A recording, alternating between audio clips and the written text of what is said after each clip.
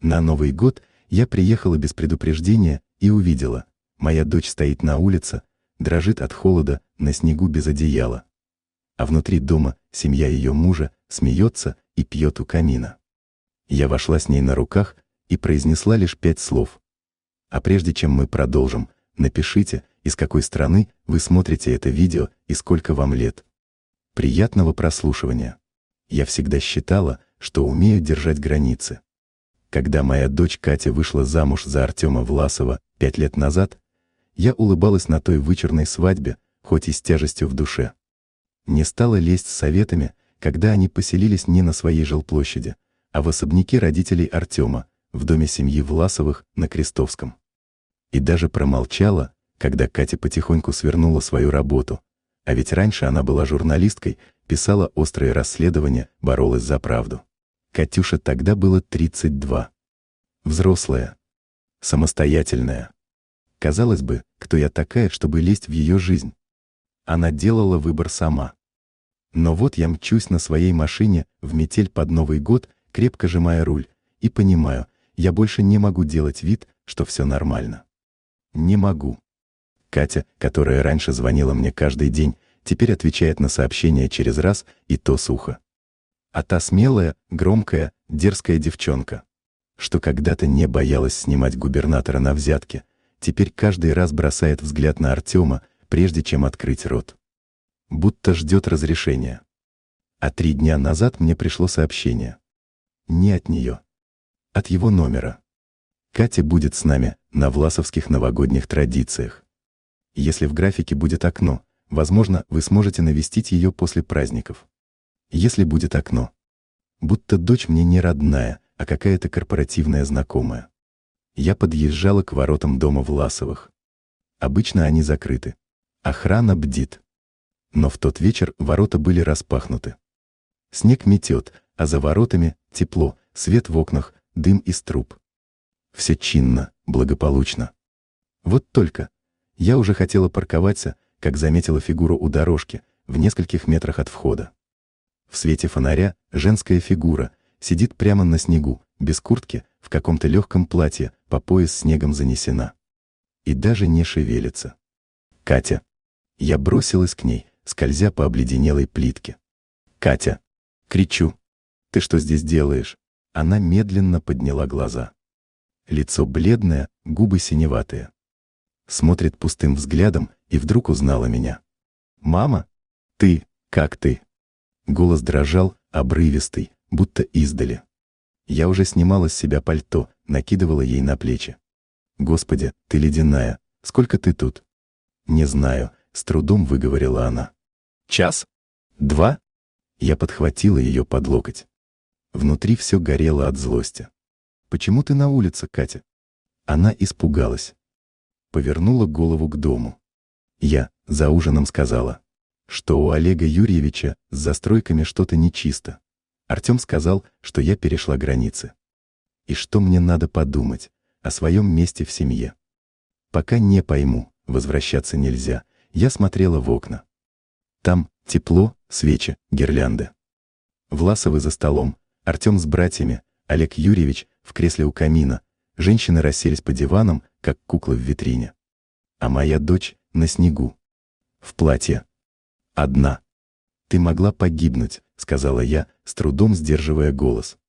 Это не подумать о своем месте. Это издевательство. Катя дрожала. «У них так принято», — прошептала. «У женщин здесь уважение и послушание». Я знала правила, но я уже знала больше. Все встало на свои места. Медленное отдаление, контроль, молчаливая ломка воли. И все это с холодной улыбкой. «Ты можешь идти?» — спросила я, поднимая ее. «Попробую». «Но, мама, я не могу уйти». Артем разозлится. «А Олег Юрьевич, я не спрашиваю разрешения у Власовых», — сказала я спокойно. «Сейчас мы просто зайдем в дом. Ты согреешься. А дальше решим». Она не возразила. И это пугало. Моя девочка всегда была с характером. Даже в школе спорила с учителями, если была уверена в правоте. А сейчас молча подчиняется. Я открыла дверь ее ключом. Внутри жара, запах хвои и глинтвейна. Музыка оборвалась. Все повернулись. 7 пар глаз. Удивление. Потом раздражение. Артем поднялся с кресла. «Катюша, я как раз собирался к тебе. Надеялся, ты переосмыслила свое поведение». Я шагнула вперед. У нее переохлаждение. Она не нуждается в лекциях, а в теплой одежде и, возможно, враче. Олег Юрьевич встал. Высокий, с серебряными висками, ледяным взглядом. «Галина Сергеевна, это, конечно, неожиданно. Но у нас семейный праздник. И у нас есть свои правила. Вы называете это последствиями за неуважение?» В голосе у меня появилась сталь. Оставить женщину на морозе — это не традиция. Это преступление. Артем подошел, положил руку Кате на плечо. «Мама, вы не понимаете наших семейных тонкостей.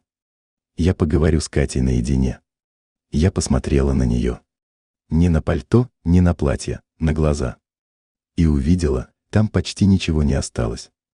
Легкий огонек, едва тлеющий. Ее ломали. Планомерно. Холодно. 5 лет. И тут я поняла, я не уйду без нее. Не сегодня. Не никогда. Я выпрямилась. Посмотрела прямо в глаза Олегу Юрьевичу. Я не просто Галина Сергеевна, мать. Я, Галина Сергеевна, консультант по бизнесу. С 20 годами опыта в анализе корпоративных структур. И я знаю слабые места даже в тех империях, которые кажутся неприступными. В том числе в вашей. Я обняла Катю, повернулась ко всем. Я знаю о проекте «Олимп». В комнате воцарилась тишина. Олег побледнел. Артем застыл. Братья переглянулись. Женщины подняли глаза от бокалов. «Мы уходим», — сказала я. «Катя нуждается в отдыхе и лечении. Остальное обсудим позже». Никто не посмел встать. Знаете, я всю жизнь старалась не лезть. Уважала чужие границы, как сейчас говорят. Никогда не навязывалась, не давила, особенно на Катю. Она у меня девочка умная, характерная, в свои 32 уже сама за себя думала. Когда она 5 лет назад вышла замуж за Артема Власова, я улыбалась. Да, внутри все сжималось, но я держалась. Свадьба была дорогая, с помпой, 500 человек, золотые дорожки, живой оркестр. Я сидела в углу, смотрела, как дочь входит в новую жизнь, и про себя молилась, чтобы только не потеряла себя в этом богатстве. А потом она переехала не в квартиру с мужем, а прямо в их особняк, к свекру, свекрови и 2 братцам Артема. Я ничего не сказала. Хоть и хотелось. Потом Катя уволилась из газеты. Ее раньше печатали чуть ли не на передовице. Она писала громкие статьи про взятки, про чиновников, не боялась ни судов, ни угроз. А тут то устала, то сосредоточиться на семье, то в доме много дел. Я спрашивала аккуратно, без нажима. А она улыбалась, кивала, да все больше молчала. И вот в какой-то момент я поняла, я ее теряю. Она перестала писать. Перестала звонить. Из живой, яркой, дерзкой журналистки превратилась в молчаливую, приглаженную женщину, которая, прежде чем сказать слово, смотрит на мужа. И я бы, может, и дальше все глотала, но 3 дня назад мне пришло сообщение. Не от нее, от его номера. Катя будет с нами на новогодних традициях семьи. Возможно, вы сможете навестить ее после праздников. Если будет время. Если будет время. Это мне. Матери. Которая ее одна растила. Которая ночами не спала, когда она болела, которая последние серьги продала, чтобы Катю в университет устроить. Я сидела, смотрела в экран, и у меня внутри как будто что-то щелкнуло. Нет, так нельзя. В ту же ночь я села в машину. За окном валил снег, настоящий петербургский, мелкий, злой, с ветром. Слева залив, справа фонари, дорога блестит от наледи. Я ехала к ним. Без звонка. Без предупреждения. Без страха. И вот подворотня. Дом Власовых, здоровенный, в 3 этажа, с колоннами, как у музея. Все в огнях, будто с открытки. У ворот никого. Обычно шлагбаум, охрана, собаки. А тут пусто. Ворота приоткрыты. Будто ждут. Я уже тянулась к ручнику, чтобы заглушить мотор, как вдруг вижу человеческая фигура у дорожки. Сидит прямо на снегу. Вечернее платье. Без пальто. Без шарфа. Руки на коленях. Голова опущена. Я выскочила из машины. Каблуки скользят, пальто летит следом. «Катя!» — закричала я. «Ты что здесь делаешь?» Она подняла лицо. Бледная. Губы синие. Глаза мутные. И будто не узнает меня. А потом: «Мама, это ты?» Я бросилась к ней. Сняла с себя пальто, укутала. Колени уже были мокрые, снег промочил платье. «Господи, ты сколько здесь?» «Не знаю», — выдохнула она. Час, два, я сначала думала, подышу. Потом дверь захлопнулась, и «Кто тебя выгнал?» Катя опустила глаза. За ужином я сказала, что у Олега Юрьевича застройка мутная. А Артем сказал, что перешла границы, что мне надо подумать о своем месте в семье. Пока не осознаю, лучше остаться снаружи. Я подняла голову. В окнах дома тепло, камин, гирлянды, музыка. Все сидят, пьют, смеются. А моя дочь в снегу. Одна. Замерзшая. Катя, это не воспитание. Это не традиция. Это насилие. Она вздрогнула. У них так принято. Женщины должны быть смиренными, послушными. Уважать мужей. Я кивнула. Уважать не значит терпеть издевательства. Но, мама, я не могу уйти. Артем взбесится. Олег Юрьевич вообще разорвет. Я не спрашиваю разрешения у Власовых, сказала я тихо. Пойдем? Сначала отогреемся. Потом решим, что дальше. Она не спорила. И именно это меня больше всего напугало. Раньше она бы сцепилась со мной, мол, не лезь, я сама. А сейчас просто встала как солдат и пошла за мной. Мы подошли к двери. Я взяла ее руку, холодную, с ключами. Открыла дверь. Внутри жара, духота, запах хвои, пирогов, свечей. Все будто из рекламы. Музыка оборвалась. Все взгляды на нас. Артем встал. Подошел. «Катя, дорогая, я как раз собирался к тебе. Надеялся, ты пересмотрела свое поведение». Я шагнула вперед. У нее признаки переохлаждения. И вместо того, чтобы извиниться, вы устраиваете спектакль. Олег Юрьевич тоже встал. В пиджаке, с бокалом. Говорит сухо: «Галина Сергеевна, вы вторглись в наш семейный вечер. Катя знает, за неуважение бывают последствия». Я улыбнулась. Очень спокойно. «Последствия? За мнение за столом?» Артем положил руку Кате на плечо. «Мама, это не ваше дело. Мы разберемся сами». Я посмотрела на Катю. На ее пустой взгляд. И поняла, они почти ее сломали. Но не до конца. «Нет, Артем, уже не вы решаете». Я выпрямилась. Посмотрела прямо в глаза Олегу Юрьевичу. «А вы, Олег, когда в офшоры деньги перекидывали, вы тоже думали, что все останется в семье?» Он побледнел. «Я знаю о проекте «Олимп». Все счета. Все подставные компании. Все взятки». Комната замерла. Артем застыл. Жены переглянулись. Музыка все еще играла, но уже как будто не к месту. «Мы уходим», — сказала я. «Катя сейчас поедет со мной. Остальное обсудим завтра. Через юристов». Никто не двинулся. Никто не осмелился встать. Я обняла дочь и повела ее к двери. Они даже не попытались остановить нас. Мы ехали молча. Снег на лобовом стекле не прекращался, и дворники уже не справлялись. Катя сидела рядом, закутанная в мое пальто и плед из багажника. Щеки по-прежнему были бледные, губы с оттенком синевы. Только глаза ожили, не как раньше, но хоть немного. Я вглядывалась в дорогу и повторяла себе, только бы доехать. Без происшествий.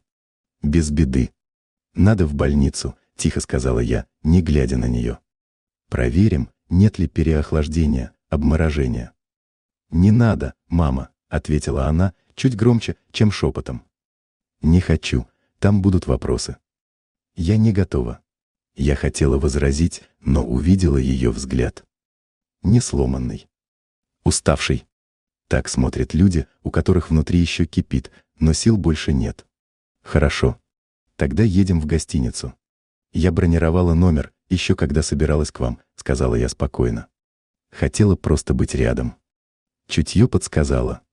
Катя не ответила. Смотрела в окно, на улице, залепленные метелью. И тишина между нами. Она была не неловкой. Она была глубокой. Как после долгой разлуки, когда слов уже не хватает, только дыхание. Только факт, что мы рядом. Гостиница «Роза» стояла в переулке, недалеко от центра. Старинное здание, лепнина, елка в холле. Внутри уютно. Камин, запах корицы, пледы на креслах, тепло и покой. Администратор на ресепшене, женщина лет 50, с добрым лицом, увидев Катю, даже не стала задавать лишних вопросов. «Давайте я вас переселю в люкс. Там 2 комнаты. Потише, комфортней». Я только кивнула. Она все поняла без слов. «Ресторан закрыт. Но я могу вам отправить в номер чай, суп, горячее». «Спасибо», — ответила я. «Очень кстати». Как только дверь номера закрылась за нами, Катя молча пошла в душевую. Я слышала, как шумит вода. А я в это время заказала чай с мятой, куриный бульон, теплый хлеб. Хотелось дать ей хоть немного уюта, хоть на несколько часов. Когда она вышла, в халате, с мокрыми волосами, на лице появился румянец. Небольшой, но уже живой. И в ней что-то смягчилось. Села на кресло у окна. Как в детстве, ноги под себя, кружка в руках. «Спасибо, что приехала», — сказала она. Я не думала, что кто-то вообще заметит. «Мама чувствует», — только и сказала я. «Всегда чувствует». Она смотрела в чашку, потом на меня. «Когда это началось, мама?» «Когда я перестала быть собой». Я вздохнула. «Не знаю точно. Но постепенно. Ты стала тише, аккуратней. И словно все время с кем-то сверяешься, прежде чем жить». Катя опустила голову. А ведь сначала все было, вроде бы нормально. Артем казался заботливым, интересовался моей работой, смеялся над моими шутками. А потом начались предложения, я подхватила. Мол, слишком уставшая, работа стрессовая, лучше немного отдохнуть. Потом он сказал, что моя подруга Лена слишком резкая, что плохо влияет на меня. Потом, что мама давит и мешает строить свою семью. Я молчала. Потому что поняла, так и ломают. Год за годом, продолжала она, я все меньше ходила на встречи с подругами. Потом сократилась до полставки, потом вообще ушла из журналистики. А потом я проснулась однажды и поняла, у меня нет ни подруг, ни коллег, ни себя. Почему ты не сказала раньше? А кому? Горько усмехнулась Катя. Они убедили меня, что все отвернулись. Что ты давишь. Что друзья фальшивые. Что единственное, что у меня есть, это семья Власовых. Семья, которая выставляет тебя на мороз за мнение? Она сжала губы. Я и сама начала в это верить. Что может? Я и правда слишком резкая. Что может, заслужила. Только сегодня, когда сидела там, на ступеньках, в снегу, впервые за долгое время все стало ясно. Это не семья. Это клетка. Я подошла, села рядом. У тебя нет вины, Катя. Слышишь? Нет. Ты не сломалась. Ты выжила. И ты все поняла. Она посмотрела на меня. Впервые, по-настоящему. С ясностью. Что теперь, мама? Я не хочу возвращаться. Не хочу быть женой, которой указывают, как жить. Я кивнула. Завтра начнем действовать. Спокойно. Уверенно. Я уже говорила, у меня есть информация. Про их проект «Олимп». Это твоя страховка. Катя приподняла брови. Ты проверяла их? Как только ты обручилась.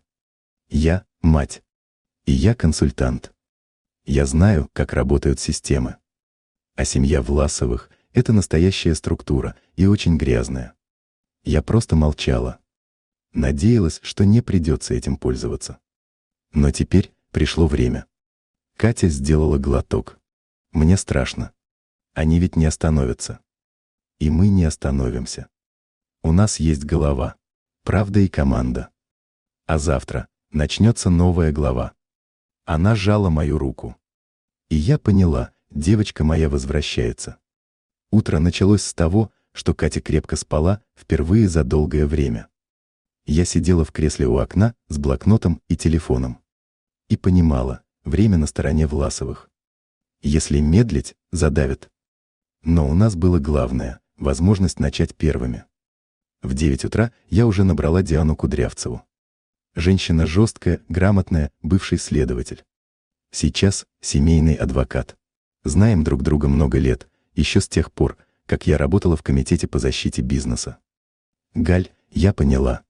Власовы, да? Это серьезно. Тебе точно нужна именно я? Да.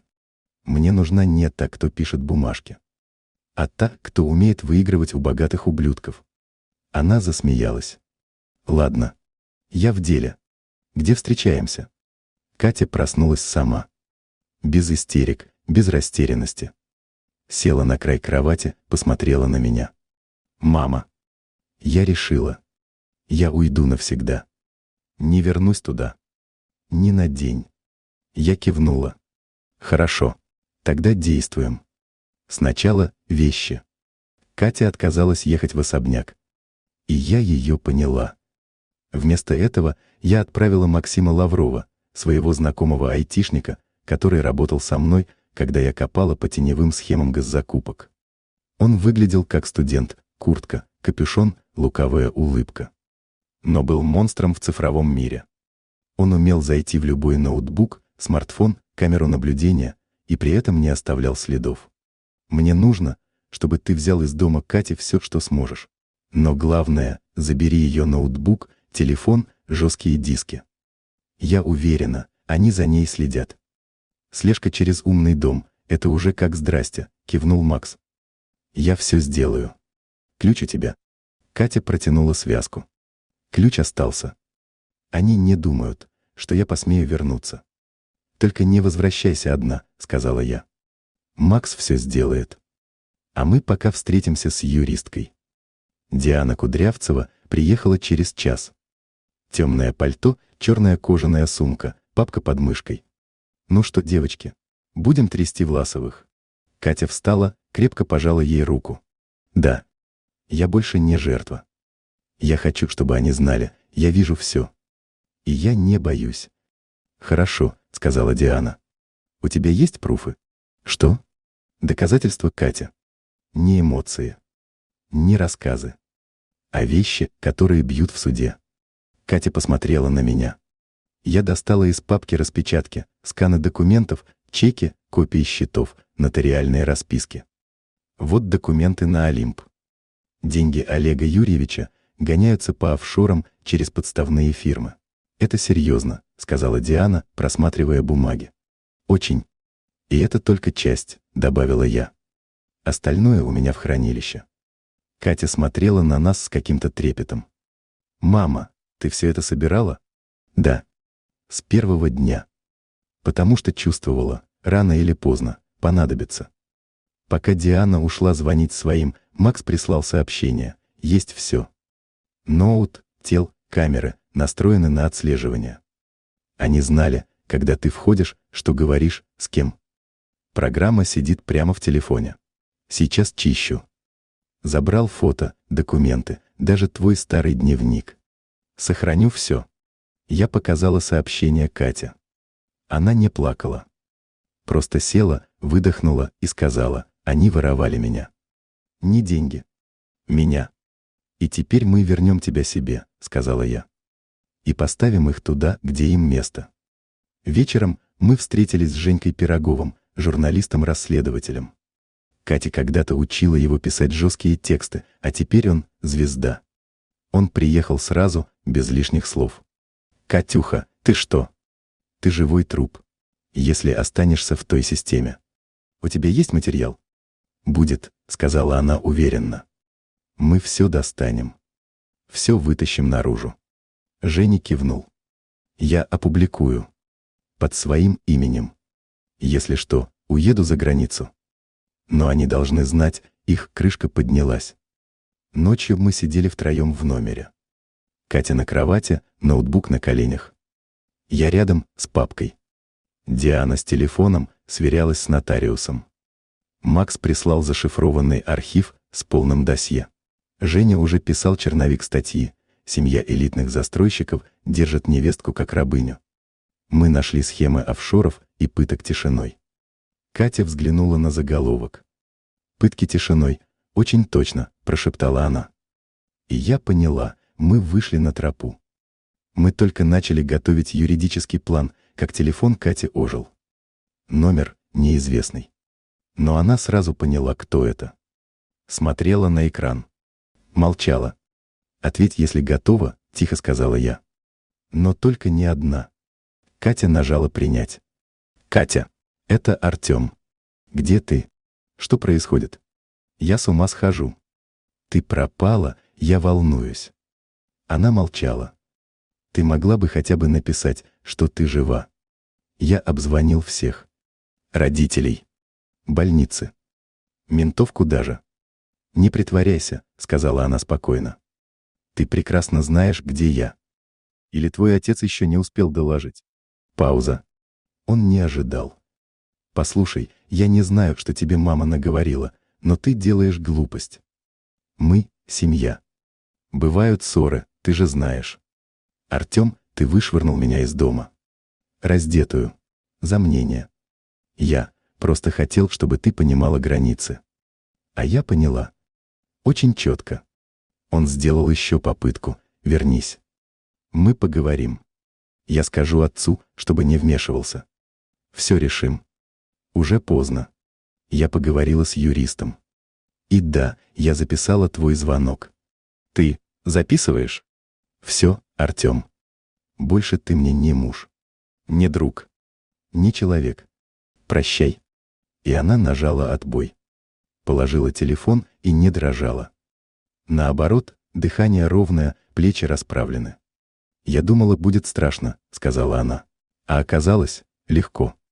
Через 2 часа пришел официальный звонок. Адвокат семьи Власовых, некий Глеб Артемьев. Встретились мы с ним в ресторане при гостинице. Он был в костюме, гладкий, с ухмылкой. «Госпожа Власова, госпожа Кудрявцева», — кивнул он. «Получил сигнал, что вы хотите решить ситуацию мирно. Семья готова предложить компромисс». «Слушаю», — спокойно ответила Диана. «Катя возвращается домой. Вы забываете этот цирк с журналистами. Взамен полное обеспечение, квартира. Счет, автомобиль. Все на нее. Только не подаете в суд. И никаких публикаций». Катя рассмеялась. «Горько. Они думают, что я продаюсь?» «Не они, а мы. Я представитель. Убедительно прошу, подумайте. Пока не поздно». Я наклонилась вперед. «Вы и правда думаете, что мы это затеяли ради машины и счета? У нас на руках информация, которая разрушит всю структуру Власовых. Мы предлагаем вам выйти чисто. С признанием. Без войны». Глеб усмехнулся. «Война — это громко сказано. Вас раздавят». «Попробуйте», — сказала Катя. «Только учтите, все уже у журналистов. Если со мной что-то случится, все пойдет в эфир. Я больше не молчу». Он встал. «Жаль. Вы были умной девушкой. Но с такими решениями долго не проживете спокойно». И ушел. Диана смотрела на Катя на лицо. «Молодец. Это был твой экзамен. И ты прошла». «Я дрожу внутри», — честно сказала Катя. Но не от страха, а от решимости. В тот вечер Катя сама написала первую часть письма для статьи. Без моей помощи. Без чьего-то контроля. «Меня зовут Екатерина Власова. Мне 32 года. Я была невесткой в элитной семье, где молчание ценится выше правды. Но я выхожу из тени. И я расскажу, как выглядят элитные дома изнутри, без розовых стен и приглушенного света. Я расскажу, как женщина теряет голос, а потом возвращает. Я перечитала и просто сказала: готово к бою. С утра все пошло не так. В холле отеля за барной стойкой сидел мужчина, которого я раньше не видела. Стрижка короткая, пуховик дорогой, взгляд сквозь людей. «Он тут с 6 утра», — тихо сказала администраторша, которую мы уже знали. Сказал, что ждет делового партнера, но кофе пьет уже 3-й час и не отходит от ресепшена. Я посмотрела на Катю. Она поняла сразу. Они уже начали. Максим Лавров, наш айтишник, подключился через полчаса. Принес ноут, новый номер, 2 гарнитуры. В телефоне Кати было 3 жучков. Через SIM, через GPS и через микрофон. И все внешне легально. Все по номерам и контракту, зарегистрированному на структуру «Строй», «Мир», «Инвест». «Это Олег Юрьевич», — сказала я. «Его любимая обвязка». «Сейчас все зачищено», — продолжил Макс. «Но они явно в курсе, где вы. И, скорее всего, мониторят и эту гостиницу». «Пора менять место», — сказала Диана. Катя только кивнула. Мы переехали в квартиру, которую я сняла еще до приезда, в обычной 5-этажке, с бабушками у подъезда и коврами на стенах. Без камер, без глянца, без шума. Катя молча разложила вещи. Потом села на кухне, закуталась в плед и сказала: «Я не хочу снова прятаться. Я не хочу бояться». «Не надо», — ответила Диана. «Мы выходим в публичную плоскость». Через 2 дня вышла первая статья. Заголовок: «Внучка сенатора Власова. Они ломают изнутри, но улыбаются на камеру», публиковал Женя Пирогов с полным пакетом подтверждающих документов: выписки, переписка, слежка, аудиозаписи. Статья набрала 30 000 просмотров за полдня. И тут началось. Сначала вбросы. На одном желтом сайте вышло: Екатерина Власова страдает от биполярного расстройства. Родные пытались помочь ей, но мать-наставница увезла ее насильно. Потом другой сайт опубликовал анонимное мнение бывшего преподавателя, что Катя всегда была истеричной и нестабильной. «Стандартная схема», — прокомментировала Диана. «Если не можешь опровергнуть факты, бей по личности». Катя, на удивление, была спокойна. «Пусть. Главное, чтобы я теперь не молчала. Меня уже не убьет статья. Меня убивало молчание». Но следующий шаг был жестче. Днем в дверь позвонили. Я посмотрела в глазок.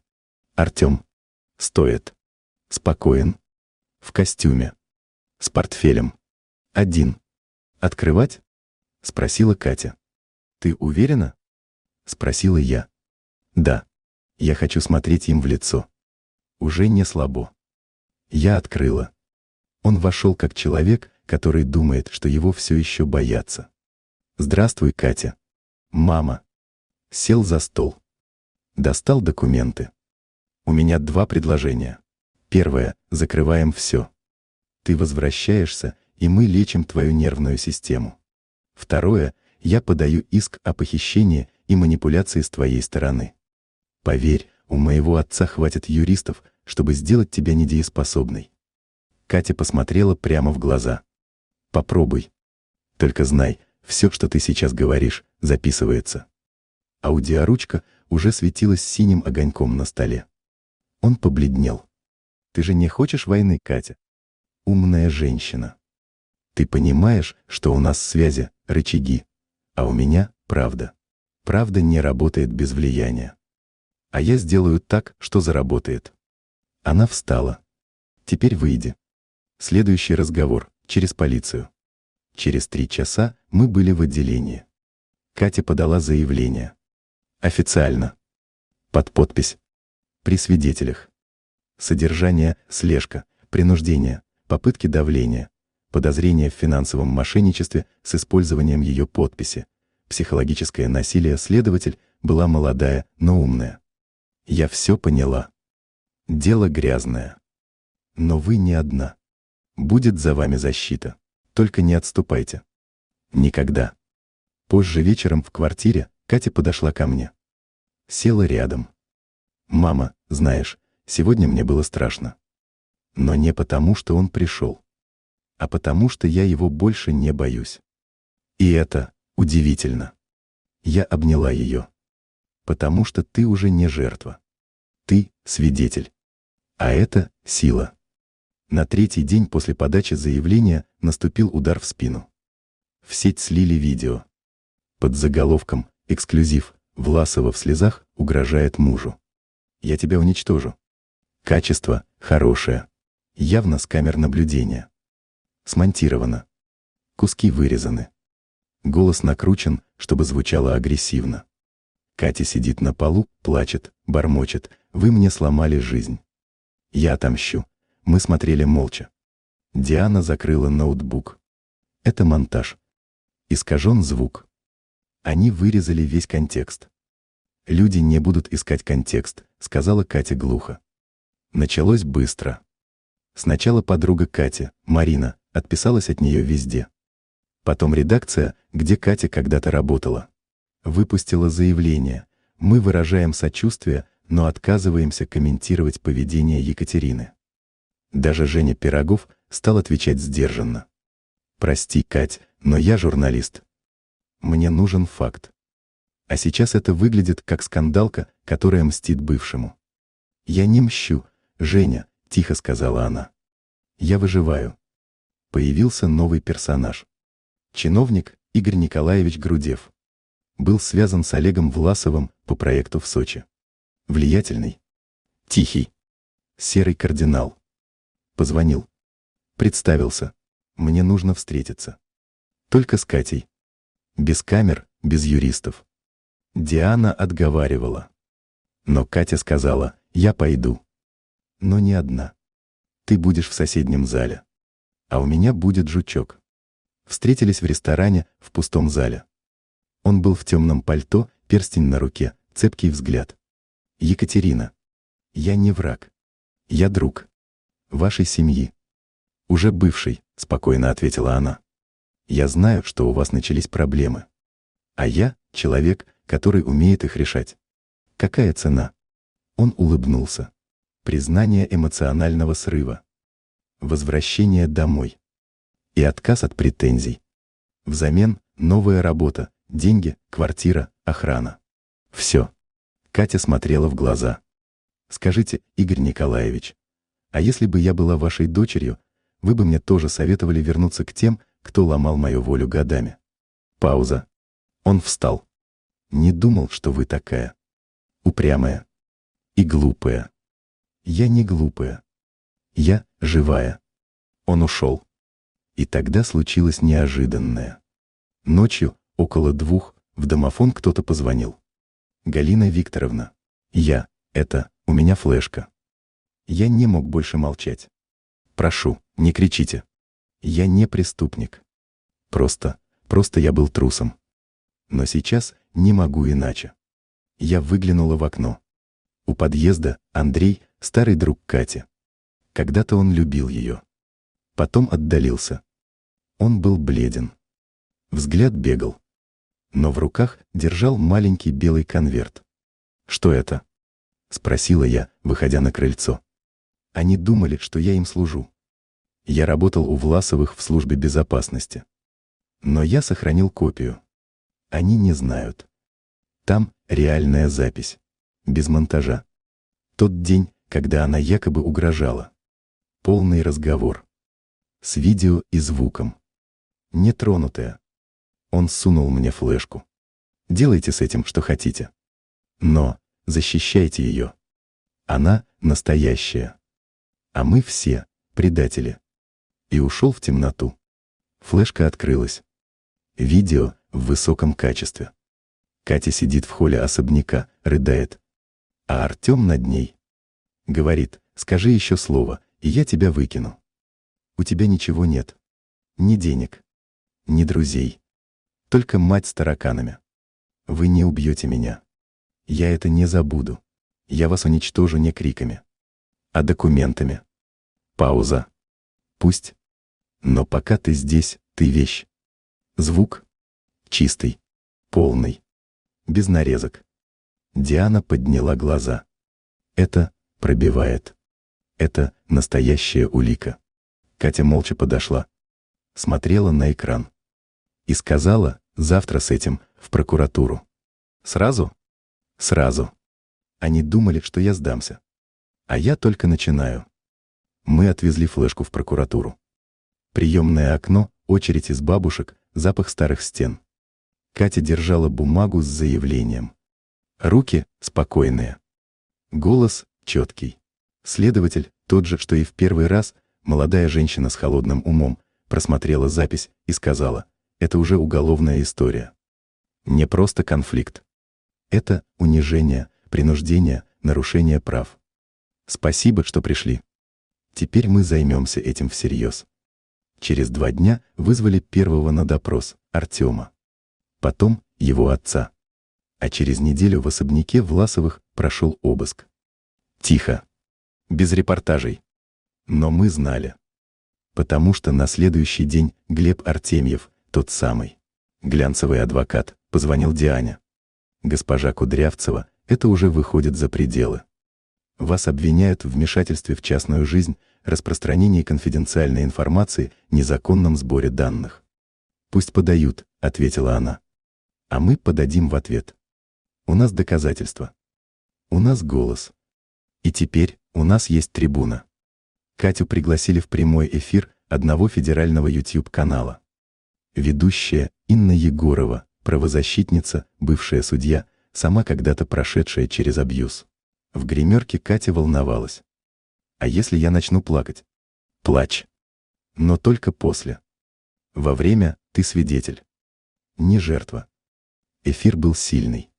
Здравствуйте. Меня зовут Екатерина Власова. Я долго молчала. Я верила, что если любишь, нужно терпеть. Что если муж – сын влиятельного человека, то надо не выносить ссор из избы. Но я была не права. Терпение делает нас удобными. А удобных ломают. Меня пытались сломать годами. И почти получилось. Но теперь я не одна. Я говорю. Я пишу. Я живу. И если хотя бы одна женщина, посмотрев это, поймет, что у нее есть право, значит, все было не зря. Ведущая сдерживала слезы. Катя, вы не просто история. Вы пример. Реакция пошла лавиной. Я думала, только у меня было такое, ты сильная. Я молчала 15 лет. Спасибо, что ты говоришь, у тебя за спиной теперь не пустота. У тебя, и тут произошло неожиданное. Позвонила Лидия Павловна, мать Артема. Та самая, которая всегда была серой тенью. Молча служила мужу. Подчинялась, кивала. «Галина», — сказала она мне по телефону. «Я не могу больше. Я вас предупрежу. Они готовят суд. Настоящий. Подают иск на вас и Катю. По полной. И вы на их стороне. Я была. Всю жизнь. Но я больше не хочу. Мне 61. Я устала быть мебелью. Если вы согласитесь, я приду в суд. И расскажу все. Под присягой». Я передала Кате. Она сидела в углу, тихо, закутанная в одеяло. Выслушала. Подумала. Пусть говорит. Даже если это будет больно. Это правда. А правда нас спасает. На следующий день пришли официальные бумаги. Суд. И дата. 2 недели. Катя взяла документ в руки. Ну что же. Они хотят сыграть в правосудие, сыграем.